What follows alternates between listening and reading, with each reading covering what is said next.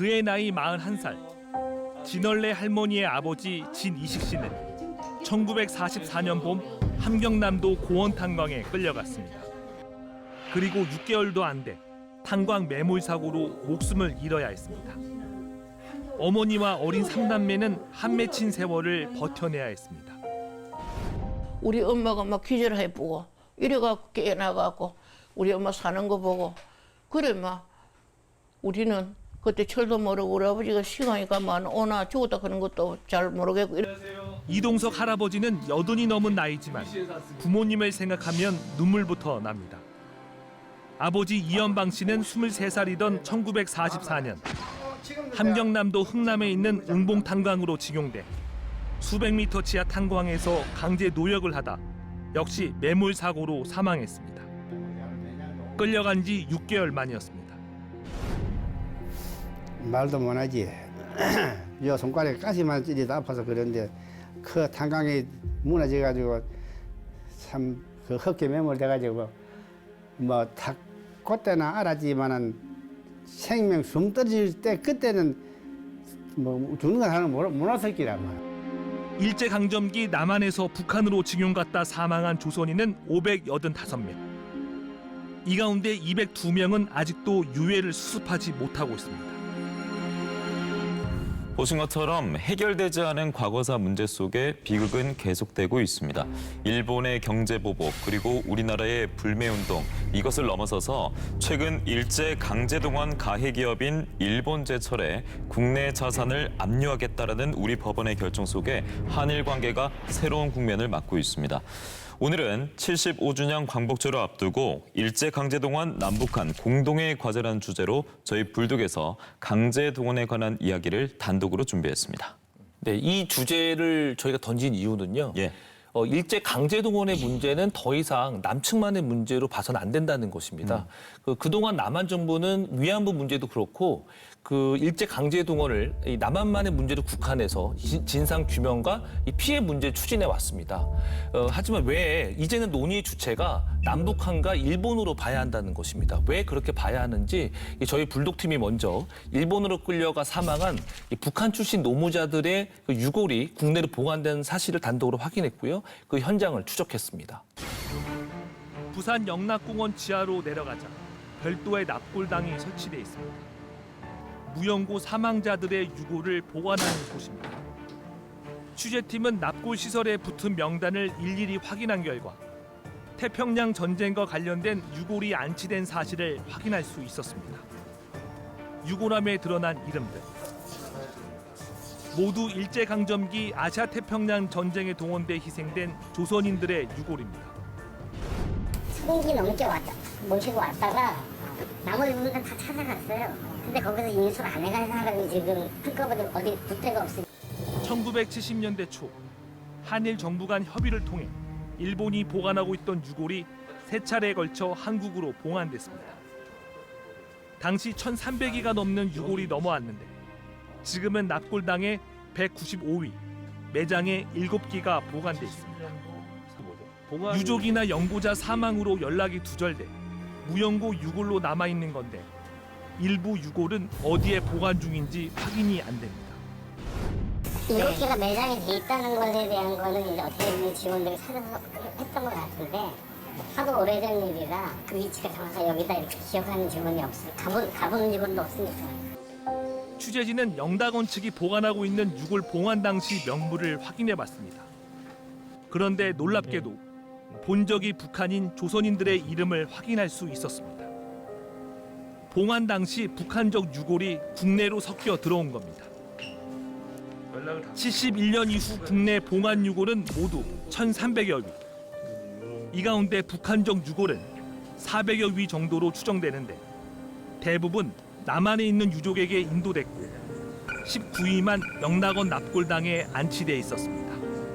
부산 쪽으로 이북에서 다 피단을 오셨잖아요. 그러니까 그분들이 유족이었던 거죠. 그런데 연락 두절이 되시거나 해가지고 이제 무연고 상태가 돼 버리시면 돌려드릴 데가 없잖아요. 취재진은 북한적 유골 19위의 행방을 추적하던 중 해외 동포 묘지인 국립 망향의 동산으로 옮겨진 사실을 확인했습니다. 망향의 동산 가장 높은 곳에 위치한 납골당. 실내로 들어가자 하얀 유골함들이 층층이 꽉 들어차 있습니다. 안치 번호와 이름을 일일이 확인한 결과 19위의 유골함을 확인할 수 있었습니다. 함경남도 단천군이 고향인 이순섭 씨부터 평안남도 강서군에 살다 증용된 광락동 씨, 황해도 출신인 김학연 씨 등 20년대 전후에 태어나 모두 1945년 해방이 되던 해 안타깝게 사망한 조선인 동포들입니다. 대부분 일본 탄광이나 광산을 비롯해 조선소와 군사시설 구축 현장 등에 동원돼 강제 노역을 하다 사망한 것으로 추정됩니다. 10년이 넘도록 남한 땅 차가운 납골당에 보관 중인 북한 유골들. 우리가 언제까지 보관해야 하고 해외가 아닌 남한에서라도 보관하고 있으니 다행이라고 생각해야 하는지 이제라도 오롯이 피해자의 입장에서 따져봐야 할 문제입니다. 이렇게 안타까운 이야기가 계속되고 있는 가운데 북한이 고향인 사람들의 유골이 우리 남한에 현재 납골당에 안치돼 있다는 소식은 불독을 통해서 처음 접하는 분들도 많을 것 같습니다. 19위나 되는 유골함이 남한에 있다는 건데 그렇다면 이 이야기 속에서 북한으로 다시 유골을 돌려줘야 되는 거 아니냐, 돌아가야 되는 거 아니냐 이런 이야기도 있을 것 같습니다. 그렇습니다. 그 국내에 연구가 없는 북한적 유골을 망자의 고향으로 이장해서 망자의 넋을 위로하고 북한 유족을 확인해서 전달해 주는 것이 당연히 인도주의적 정신에 부합된다고 생각을 합니다. 네. 국내 전문가들도 이 북측 이장과 이산 유족, 이 상봉 사업은 인도주의적 차원에서 남한에서 먼저 추진해야 될 일이라고 말하고 있습니다. 왜냐하면 이 사업은 궁극적으로 이 남북 화해와 교류 협력의 계기로 활용할 수 있다는 이 판단 때문인데요. 네. 하지만 정권이 교체되면서 번번이 이 사업이 무산이 됐고 현재는 아무런 움직임이 없는 상황입니다. 그렇군요.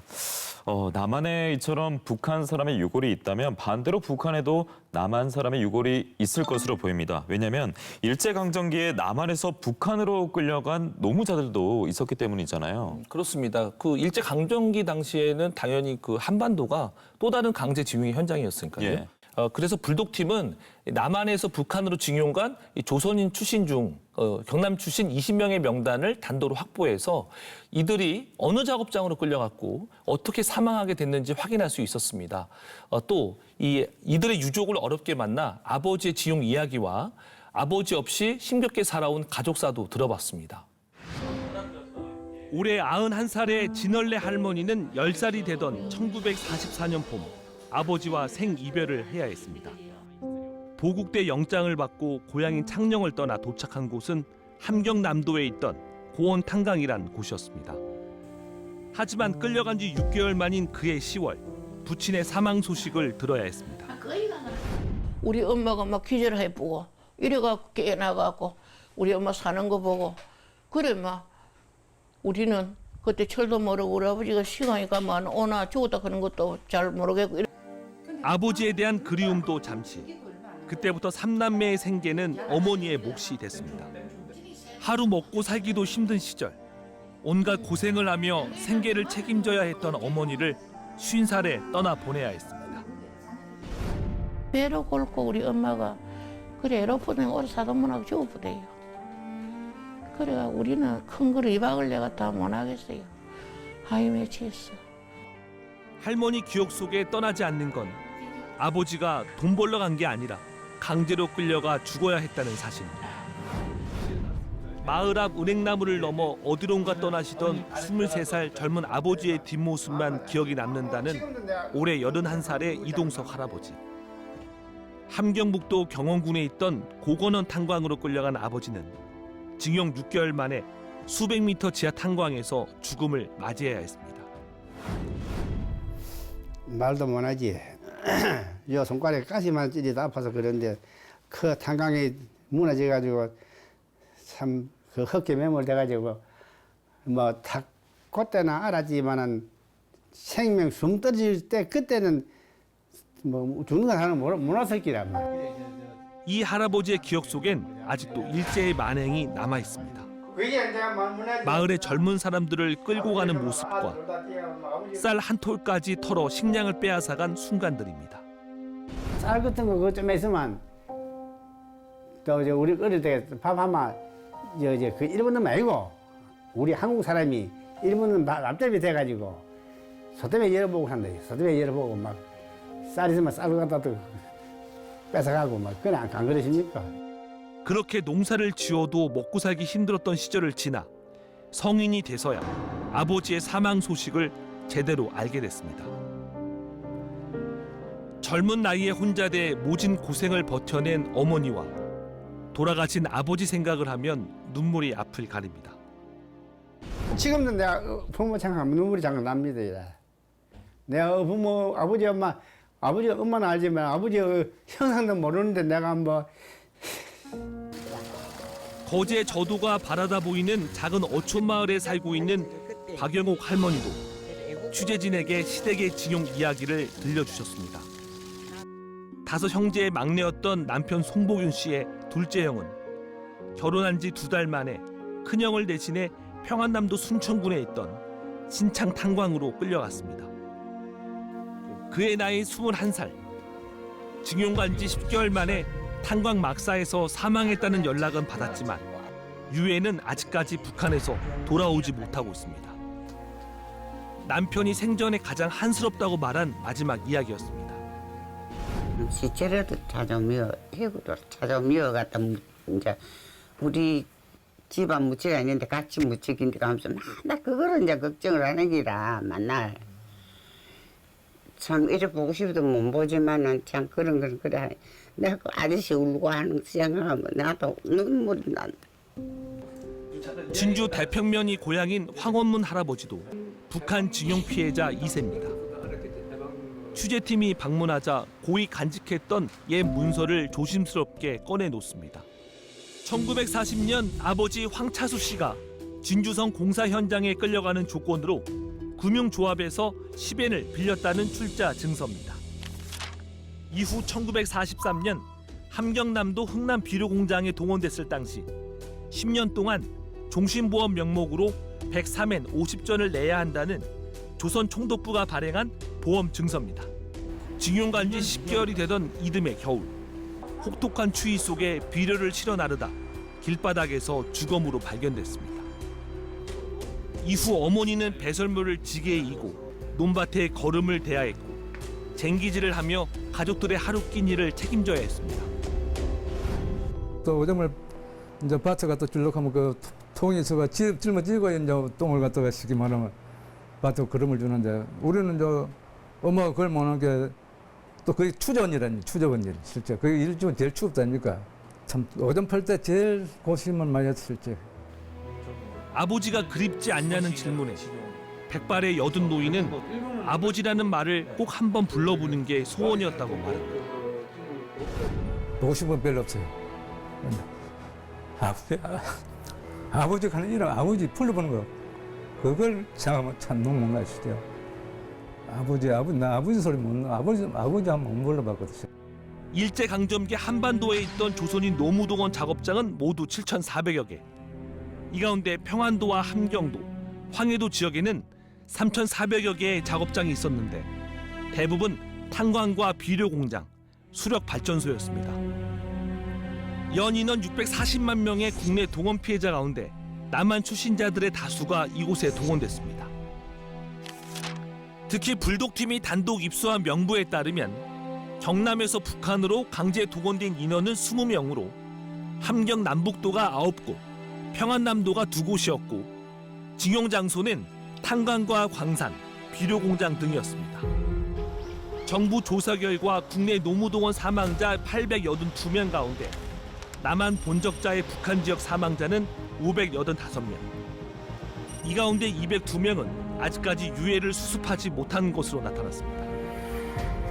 이들의 유해는 한국 전쟁 당시 폭격으로 훼손돼 유해 발굴 가능성은 매우 희박한 상황입니다.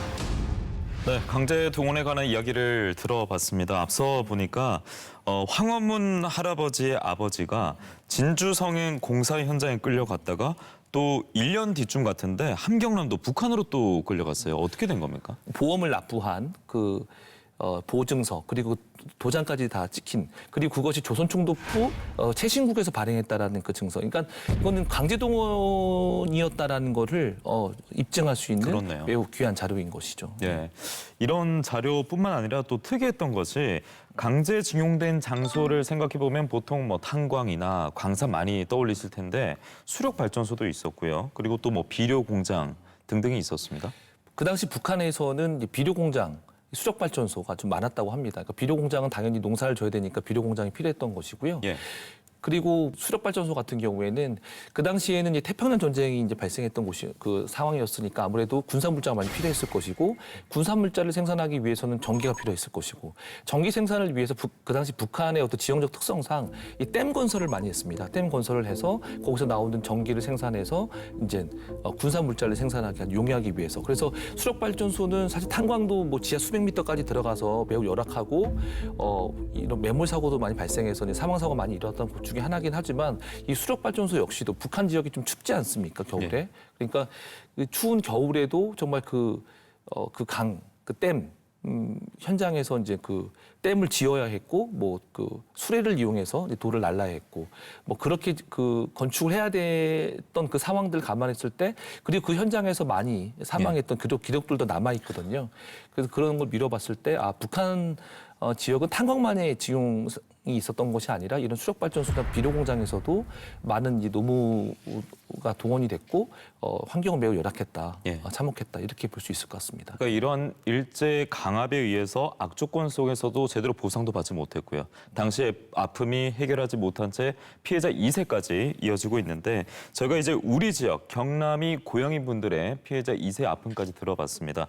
앞서 이 피해자들 강제징용이 됐을 때 충격적이었던 것은 1년도 채 되지 않았습니다. 뭐 6개월 이야기가 많았는데 1년도 되지 않아서 다 사망했다라는 거였잖아요. 근데 결론적으로 말씀드리면 매우 열악했다는 거죠. 그렇죠. 예, 사망 사고가 좀 빈번했다는 거고요.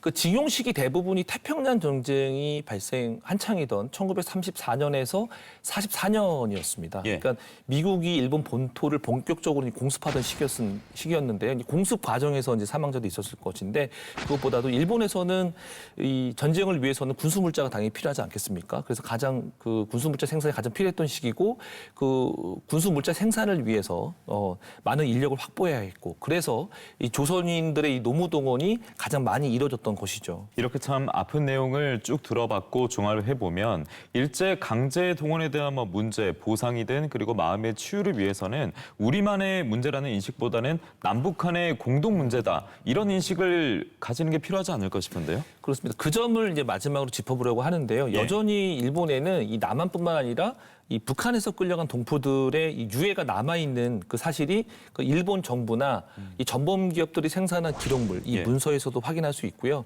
일본 현지에 가면 곳곳에 위령비들이 있습니다. 그 위령비에서도 이 북한과 남한의 그 노무자들을 확인할 수 있습니다. 일본 후쿠오카현 도심에서 60km 정도 떨어져 있는 지쿠오 지역. 일제강점기 일본 최대 탄전지대로 이곳에서 석탄을 생산하던 탄광회사는 124곳이었습니다. 봉우리 3개가 내려다 보이는 탄광터. 1944년 전범기업인 스미토모는 조선인 3,000명을 이곳으로 끌고 왔지만 절반 이상이 도주할 정도로 작업 환경은 참혹했습니다. 오다시 해가지고 그 목표 달성해야 되니까 그럼 달성하기 위해서는 막 시간이 가야 되거든. 그러니까 12시간, 15시간, 16시간 됐다는 거죠. 지코우 지역에 끌려온 최종주 씨는 수백 미터 지하에서 한국인 동료들이 먹지 못해 죽어가던 모습이 어제 일처럼 생생합니다. 나를 골아서 영양을 씹혀 죽는 사람도 많았고 또 막 한 7명이 와가지고 12이 죽었습니다. 참 영양실죠. 지코우 지역에 강제 동원된 남한과 북한 출신 노무자는 15만 명 정도. 이들의 강제 동원 사실은 기록물에서도 확인할 수 있습니다. 제1사학자 고 김강렬 씨가 지코우 지역 사찰 400여 곳을 다니며 수집한 기록물에도 조선인 유골의 현황은 자세히 나와 있습니다.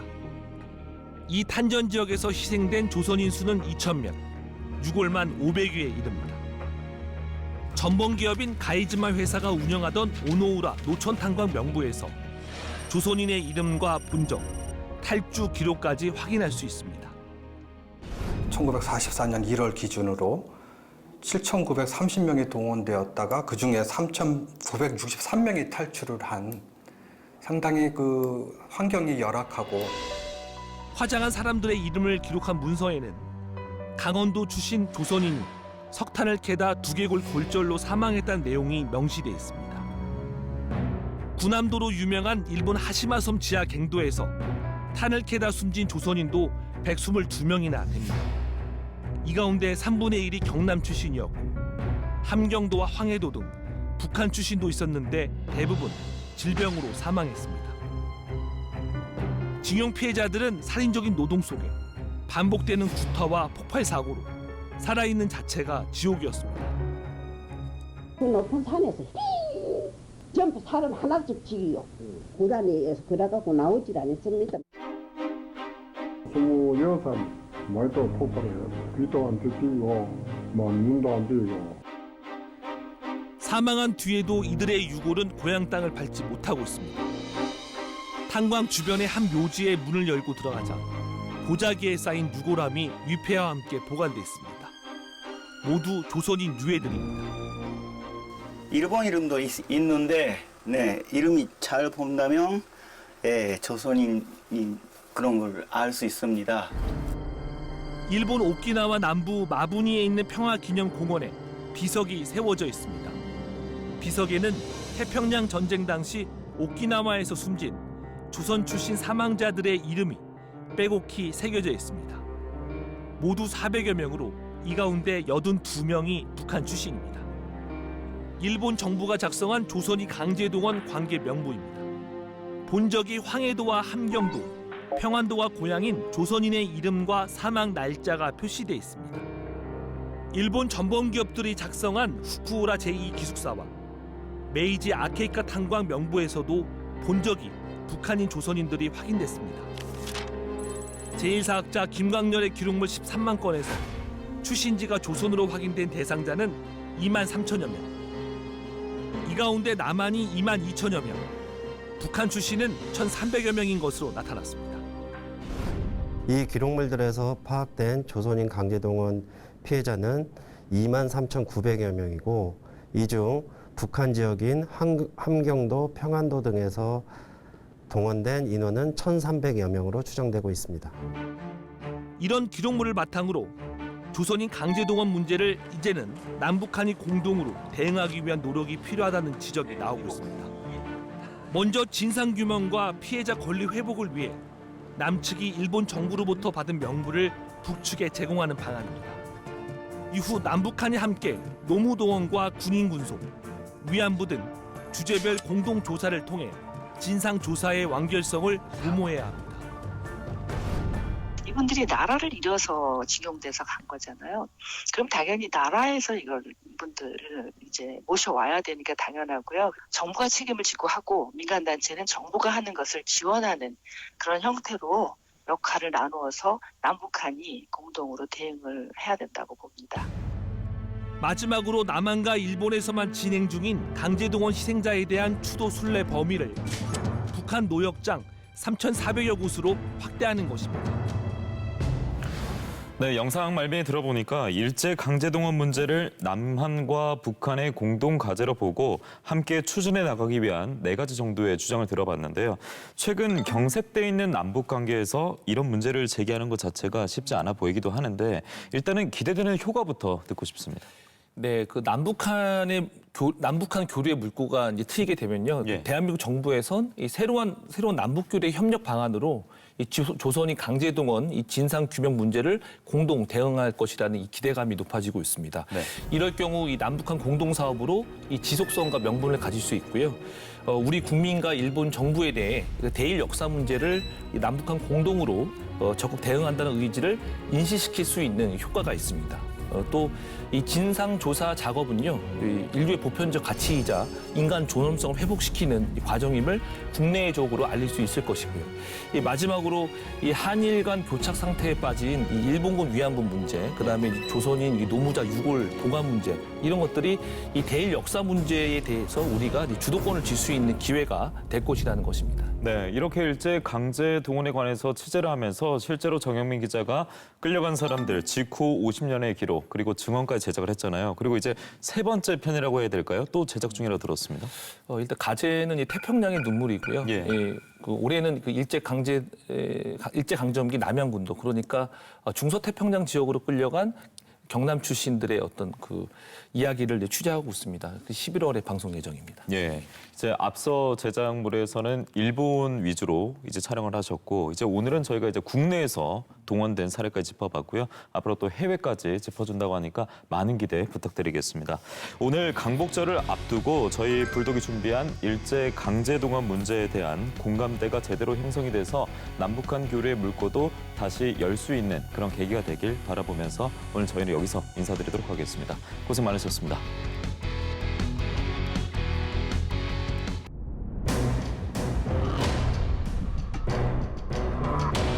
알바를 쓰기에는 돈은 쓰기 싫으니까 서포터즈를 만든다, 공모전을 만든다, 이런 느낌이 강한 것 같아요. 방학 때 그냥 마냥 놀 수는 없으니까 상을 받지 않으면 스펙으로 못 쓰는 거잖아요. 소상을 못 받으면 쓸 게 없으니까 한 줄 스펙이 되는 건 맞는 것 같은데 공백이 없게 하기 위한 사람들 안내하고 주차 요원을 시키거나 막 짐 옮기는 대외 활동도 있고 소정의 활동비 지급하면 이게 얼마일까 이렇게까지 해야 되나 좀 현타도 많이 오고 이만큼 했으면 됐지. 그러니까 뭐라 해야 되지? 약간 중독된 것 같아요. 상금은 아닌 것 같아요. 그 명예를 얻기 위해서 아닐까요? 하나의 스펙을 쌓을 수 있고 아니면 뭐 자기소개서에 한 줄이라도 더 적을 수 있고 말을 하면 파장이 생길 수도 있는데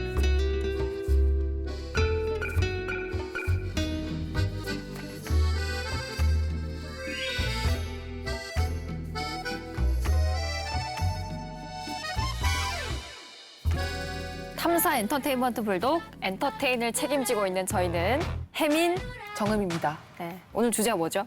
대외 활동과 관련된 이야기들을 이제 20대들 직접 만나서 좀 들어보는 네. 시간을 갖는다고 알고 있습니다. 네, 20대들의 이야기. 지금 어쩌면 대외 활동을 하는 친구들이랑 더 가까운 곳에 계시잖아요. 학교에 있으니까. 네, 예. 그래서 그런 얘기들 많이 들으실 것 같네요. 학생들 이야기는 뭐 많이 듣죠. 지금 대학생들의 뇌구조가 어떤지.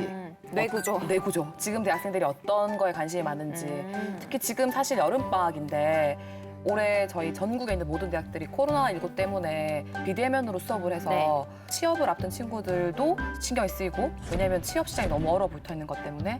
그리고 1학년들 학교도 못 왔는데 1학년들 얘기 들어보면은 학교도 1학기 동안 계속 온라인으로 수업을 들었는데 방학이 되니까 뭘 해야 되는지 모르겠다. 이런 고민들 지금 20대 대학생들의 내구조의 가장 큰 키워드입니다. 대외 활동이라고 하면 어디까지 대외 활동으로 볼 수 있는 걸까요? 그러니까 대내 활동이라고 하면은 전공 수업을 듣는 거고, 대외 활동이라고 하면 이제 큰 의미로 이제 대학 밖에서 하는 활동들이 모두가 들어가는데, 요즘 이제 언론이나 이런 데서 말하는 스펙이라는 표현 있잖아요. 뭐 보통 어떤 제품들한테 붙이는 표현을 사람한테 붙이는 게 좀 맞진 않은 것 같은데, 그 스펙의 한 영역으로 대외 활동이 한 축이고, 그 스펙 중에서는 학점 관리라든지 아니면 봉사활동이라든지, 제 주변의 친구들이 가장 많이 하는 게 자격증 공부하는 거, 토익이라든지 컴퓨터 활용 능력이라든지 한국사라든지 이런 걸 포함하고 해외 인턴십도 있고 너무나 종류가 많은데, 그 스펙 중에 하나가 대외 활동이라고 보고요.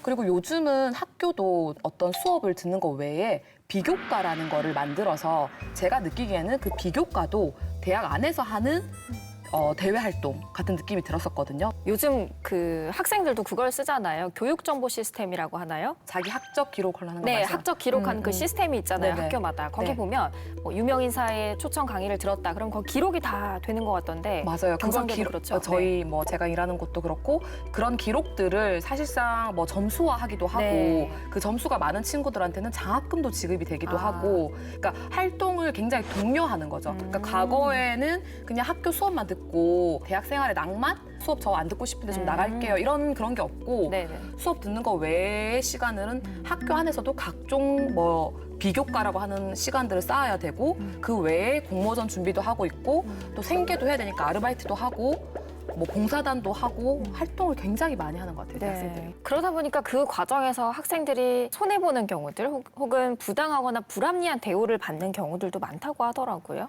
그렇죠. 어떻게 보면은 간절한 쪽이다 보니까 뭐 갑하고 을이 있다 그러면 을의 입장이 되는 경우가 많은 것 같아요.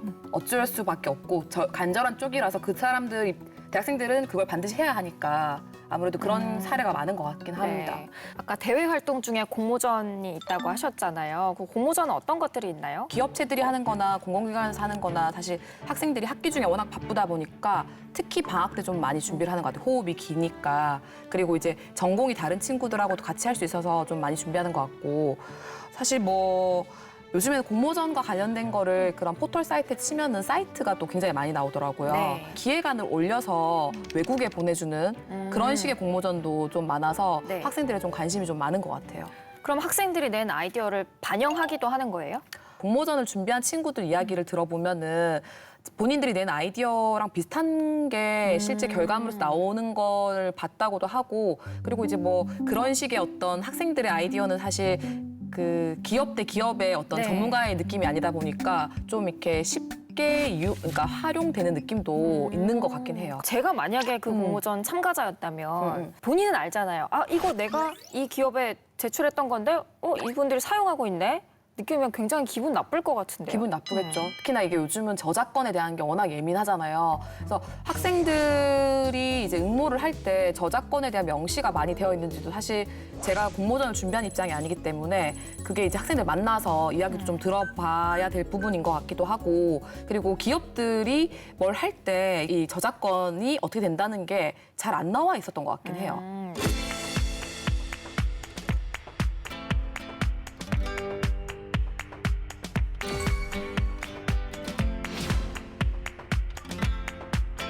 반갑습니다, 여러분. 반갑습니다. 반갑습니다. 네, 반갑습니다.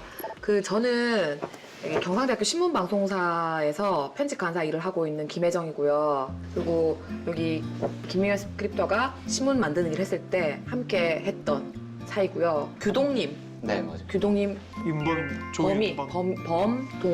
범동. 정민 씨. 네. 그래서 저희가 젊어서 고생을 사서도 한다? 약간 이런 주제로 저희 얘기를 나눴는데 대외 활동에 좀 중점을 두고 이야기를 나눴거든요. 대외 활동. 사실 스펙 하면은 뭐 학점 관리도 있고 자격증 준비하는 친구들이 좀 많은 것 같아요. 일단 정량적으로 점수화가 되니까 정량 지표. 네. 네. 누구에게나 보여주기 쉬운데 이제 대외 활동 같은 거는 정성 지표? 네, 정성 지표라서 예.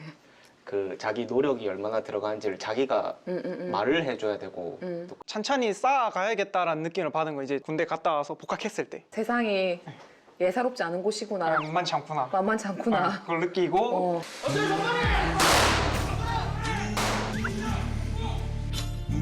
공모전이나 이런 공모전부터 시작을 해서 뭐 서포터즈 뭐 이런 거 계속 했어요. 공모전하고 서포터즈 해보셨네요? 네네. 동아리 선배들 같은 저는 창업 동아리를 하고 있어서 좀 다르네. 창업 동아리 또 했네. 네, 창업 동아리에서는 또 공모전이나 이런 것도 자주 나가기 때문에 우리 이런 거 할 건데 너도 같이 할래? 이렇게 해서 시작을 하게 된 거죠. 본인이 사실 학교의 언론사라는 어떤 학생 기자라는 그 활동을 하시다가 갑작스럽게 스펙 시장에 뛰어드시기로 마음을 먹게 된 계기가 뭔가요? 한 명 누구 붙잡고 물어봐도 나 얘 공모전 해봤어 아니면 뭐 이런 서포터즈 해봤어 하나는 나오기 때문에 상향 평준화돼 있는 시장에서 어떻게 내가 살아남을 수 있을까 생각을 하다가 조금 더 직접적인 현장에 들어가 보고 싶다. 공모전 하나 내려면은 아이디어를 수립하는 데부터 이렇게 쭉 PPT까지 하는데 굉장히 오랜 시간이 거의 뭐 길면 한 달도 이제 매일 만나서 이렇게 진행을 하는데 그에 비해서 조금 보상이 좀 덜 한 게 아닌가. 국토부 도시재생 아이디어 공모전을 나갔었을 때 얘기인데 이제 여기 같은 경우는 상을 주시는 분의 이름은 커요. 뭐 장관상이라든지 뭐 시장상이라든지 이런 식의 주체가 있기 때문에 상은 큰데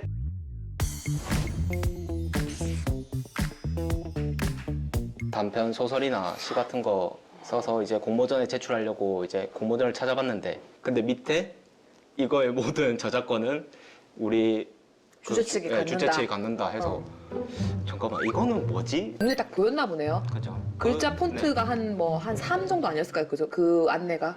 그 뭐 거의 동의 안 하면 안 넘어가는 그런 부분에 있었는데 아, 공모전을 준비하면서 만난 사람이 얘기를 해줬던 이야기인데 이제 그 친구는 약간 과의 특수성 때문에 공모전이 되게 절실한 친구였어요. 우연찮게 듣게 된 게 그 대상을 받은 학생이 직접 그런 본인의 창작물을 내서 대상을 받은 게 아니라 그 같은 학교 대학원생이 거의 오로지 다 100% 만든 거를 사회부 냈다고. 기사 아니에요? 그 정도면은 거의 비리급이죠. 그런 박사급이나 전문가 하면 끼워서 해도 그렇게 가능할 수 있는 구조네요. 지금 현재 공모전의 구조가. 사실 저거를 그 주최 측에서는 모르죠. 누가 했는지도 관심 없고 솔직히 그냥 결과물만 진짜 보니까. 그다음 같은 참가자도 누가 뭘 했는지 모르죠. 지나면은 미화가 많이 되잖아요, 추억으로. 기업들도 이제 이게 나중에 스펙이 되겠지라고 그냥 어림잡아서 이렇게 상을 주거나 이런 활동을 만드는 건데, 우리가 도움을 주는 활동인데 기본적인 그 금전적인 문제를 해결을 안 해주고, 그때는 눈치를 못 챘지만은 지금 생각해 보니까 그랬던 것 같습니다. 그 공모전 관련해서 후기를 하나 소개해드리면요. 네. 통일부에서 공모전을 냈는데 통일 문화센터 프로그램을 냈어요. 근데 상금은 20만 원이고 당선작에 대한 저작권, 사용권은 주최 측에 귀속된다. 상금도 적은 데다가 뭐 지원 조건도 까다롭고 심지어 내가 낸 아이디어를 주최 측에 귀속시킨다는 서약서까지 써야 된다. 응시자들이 어떤 문제제기를 할까봐 이걸 하는 것 같은데 좀 강하게 하는 느낌이네요. 그러니까 그런데요? 뭐 상금이 얼마 안 되는데 아까 말씀드렸던 것처럼 네. 통일부기 때문에 많은 사람들이 지원할 것 같은 느낌도 있어서 이 친구들이 이걸 하나 준비하기 위해서 시간과 정성을 엄청나게 들이잖아요. 그렇죠. 그거에 대해서 이 몇십만 원, 몇백만 원으로 보상이 될까? 그리고 그 통일부가 이 아이디어를 가져가서 사용하는데 충분한 대가를 지불했다고 느껴도 될까? 이런 마음도 좀 드는데요. 사실 통일부 정도면 국가기관 아니겠습니까? 어떻게 그렇죠. 보면 그 정부 부처에서 그 UCC 및 아이디어 공모전에 그 돈을 쓰는 거 치고는 상금이 1등이 20만 원이라 그러면 좀 너무 좀 짜다, 짠 것 그렇네요. 같고, 그러면 사실 이제 학생들의 또 수요가 있으니까 몰리겠지만 그 부분은 조금 과한 것 같긴 합니다. 20만 원이면. 네. 이런 아이디어를 기업이나 기관에 귀속시킨다고 서명을 했기 때문에 만약에 이 콘텐츠나 아이디어를 가지고 가서 썼을 때 이의 제기를 한다면 원 제작자의 저작권으로 봐야 되는지 아니면 그 기관의 것으로 봐야 되는지 전 잘 모르겠네요. 공모전에서 출품되는 출품작 역시도 그걸 창작한 자에게 저작권이 기속되고요. 공모전 주체에게 저작권이 기속된다는 취지로 그 공모 요강을 정하게 될 경우에는 이거는 저작권을 양도하는 것으로 해석될 것으로 보이거든요. 공정거래위원회에서 불공정 약관에 해당한다고 보아서 시정 조치를 한 사안이 있습니다. 지식재산권을 대가 지급 없이 양수한다는 내용에 해당해서 응모자에게 부당하게 불리하다고 본 사안이에요. 또 한편으로는요. 제가 만약에 지금 취업을 준비하는 취준생이라면 알고도 서명을 하고 아이디어를 뺏기는 한이 있더라도 이 타이틀 하나를 받기 위해서 그쵸. 도전하지 않을까 싶기도 해요. 그러니까 그게 약간 좀 서로가 그걸 아는 것 같아요. 수요와 공급이 있는 것처럼. 맞아요. 그러니까 학생들은 자신들이 착취를 당하더라도 그걸 감수하면서 그 타이틀을 갖고 싶은 거고, 기업들은 이게 자기들이 착취 행위일 수도 있다는 거를 사실 언론 보도가 많이 나오잖아요. 열정페이라는 이런 말들 알면서도 그거를 좀 쉽게 쓰고 서명해서 하라고 걔들 낸 거 한번 쓰자 이렇게 하는 부분이 있는 것 같아요. 서로의 욕망이 딱 맞아떨어져가지고. 그리고 또 악용하는 사람들도 분명히 그쵸, 있을 그쵸. 거고. 그 안에서 악용의 사유도 나올 네. 수 있는 거고.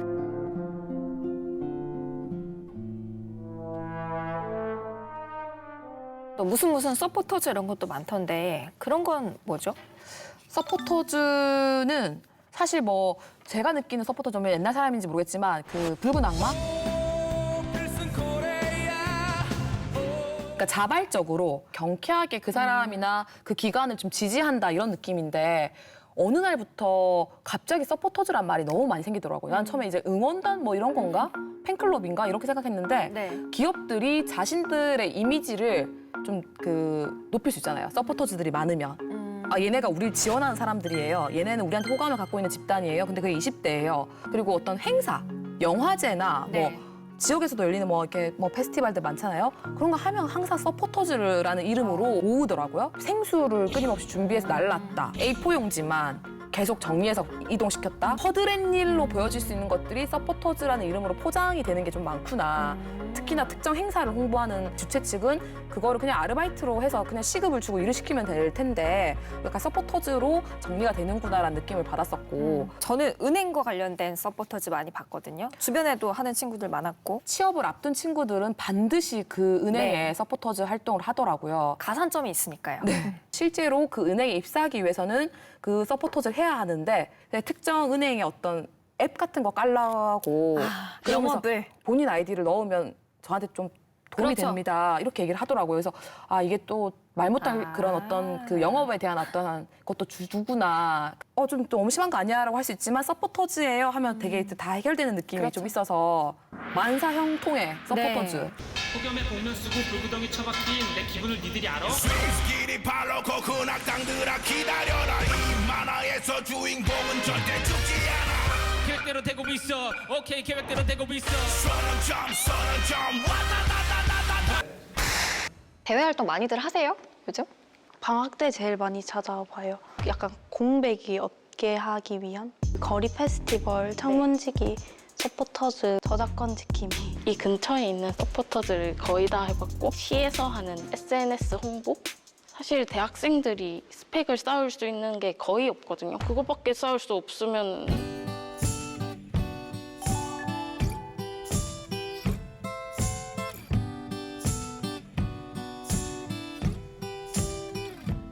짐 옮기는 대외 활동도 있고 포스터 제작, 뭐 스케치 영상 제작, 홍보 뭐 관련된 영상을 다 제작해주고 SNS 관련된 업로드까지 저희가 계정을 직접 개설해줘가지고 했는데 보수가 한 개도 없었고 한 개도 없었고 한 개도 없었고 그때 들었던 생각은?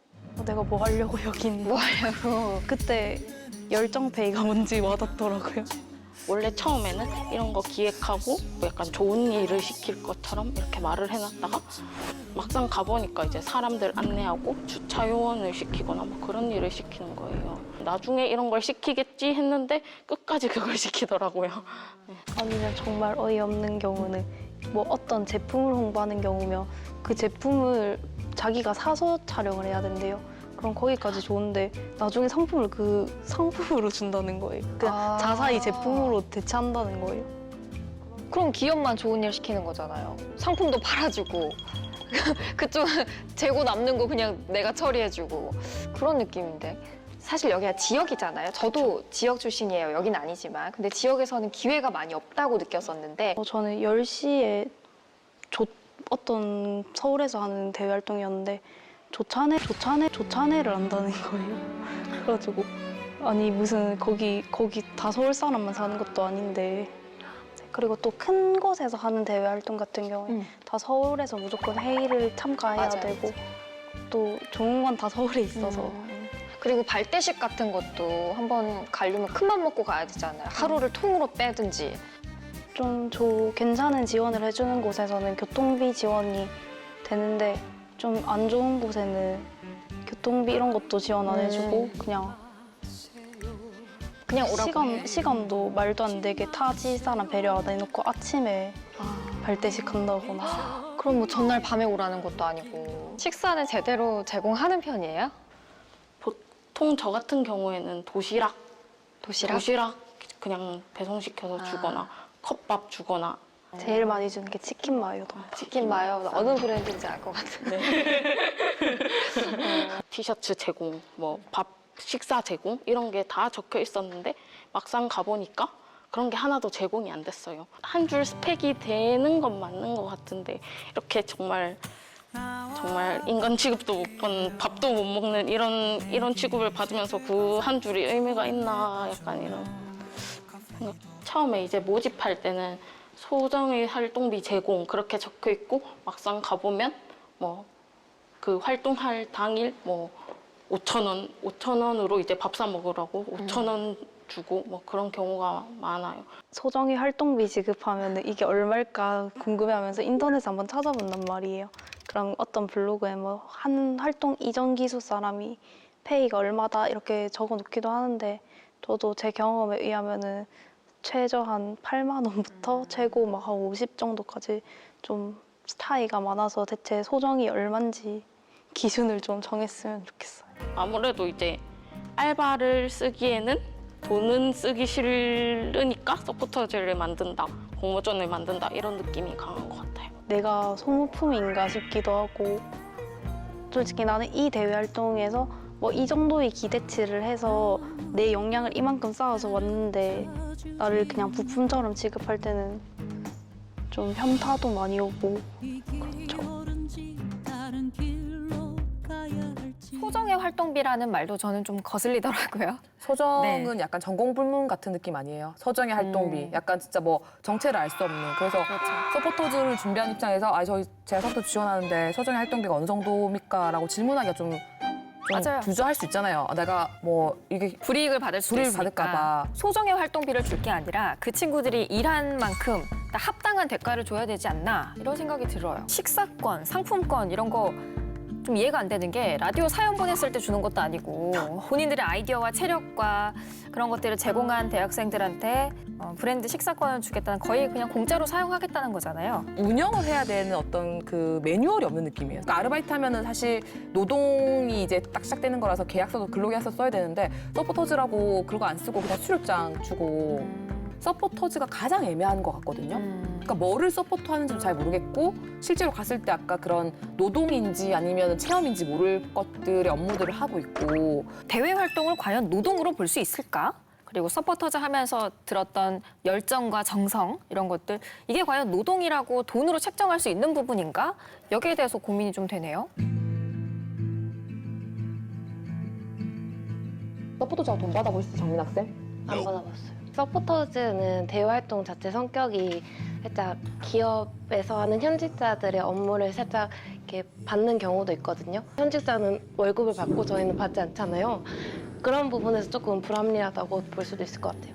아, 월급 받지 않는 그냥 사람들은? 회의하는 시간만이라도 최저임금을 받으면 어떨까. 막상 그렇게 교통비나 이런 식비 그런 기초적인 지원금 안 받았을 땐 이걸 진짜 좀 이렇게까지 해야 되나 싶기도 한데 그게 이제 나중에 취업을 위한 기회비용이라고 생각을 하면 나름 참을만 해요.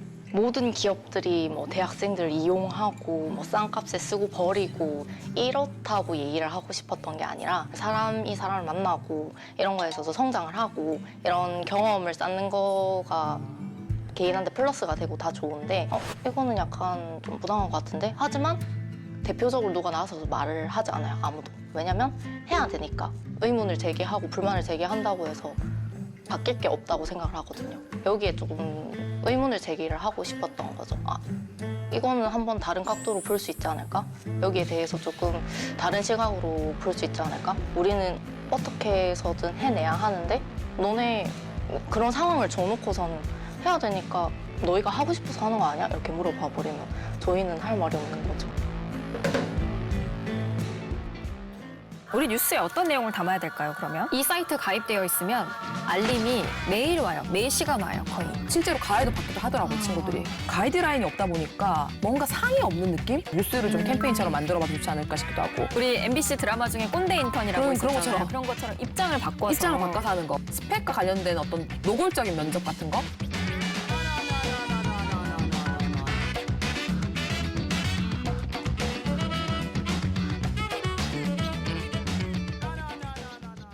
인스타그램 같은 거 보면은 뭐 대외 활동을 엄청 많이 하거나 상을 받는 친구들은 계속해서 피드를 올리니까 난 뭐 했지? 대회에서 상을 받은 아이디어가 거의 똑같이 재현인 경우들도 간혹 있더라고요. 제 아이디어로 이제 축제를 진행했는데 거의 다 제 아이디어인 거예요. 그때 20만 원인가 받았던 것 같은데 20만 원 주고 이렇게 힘들게 만든 아이디어를 가져갔나.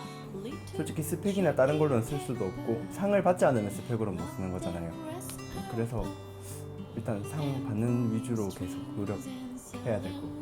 또 저희는 지방에 살기 때문에 뭐 인턴을 하거나 막 이런 기회가 굉장히 좁거든요. 그래서 할 수 있는 거에 최대한 참여를 하려고 하다 보니까 공모전이 제일 진입 장벽이 낮아서 제가 지원한 공모전이 1차로 한번 거르거든요. 1차를 30팀, 맞죠? 30팀 뽑는데 300명인가?